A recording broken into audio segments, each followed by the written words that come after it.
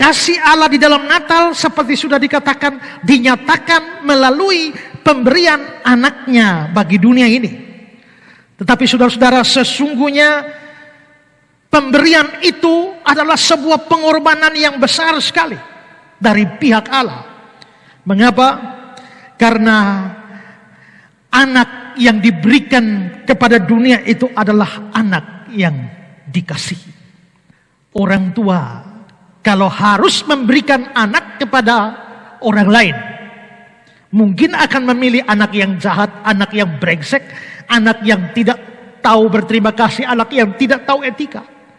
Tapi tidak demikian. Allah memberikan anaknya yang dikasihi. Allah memberikan anaknya, tapi anaknya itu adalah anak yang tunggal.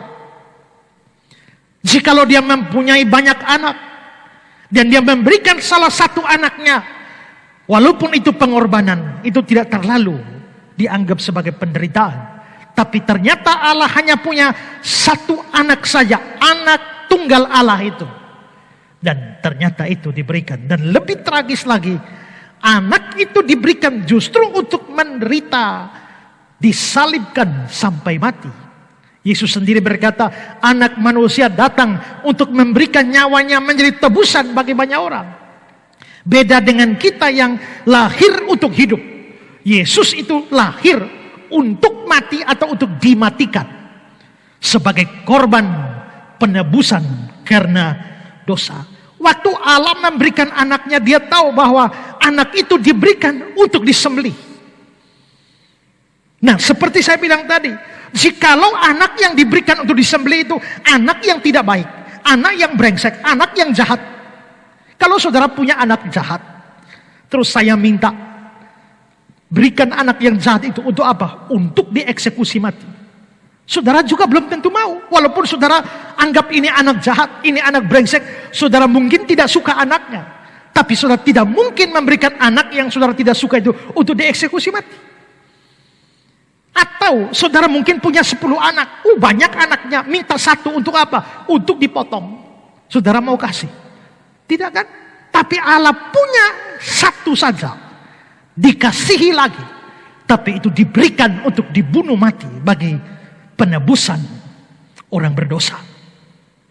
Maka jelas bahwa Natal itu sebenarnya memberitahu kita bahwa kasih Allah itu adalah kasih yang berkorban dan bahkan rela menderita. Entah bagaimana perasaan Allah Bapa ketika melihat anak tunggalnya dibunuh dengan cara yang brutal seperti itu. Seperti dalam kasus pencambukan dan penyalibannya. Semua itu sukar digambarkan. Tapi yang pasti ada pengorbanan, ada penderitaan yang besar dari pihak Allah pada waktu dia menyerahkan anaknya bagi dunia. Semua berarti bahwa kasih Allah yang dinyatakan di dalam Natal itu adalah kasih yang siap berkorban, kasih yang siap menderita.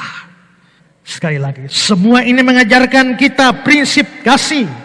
Kasih itu rela berkorban, bahkan menderita.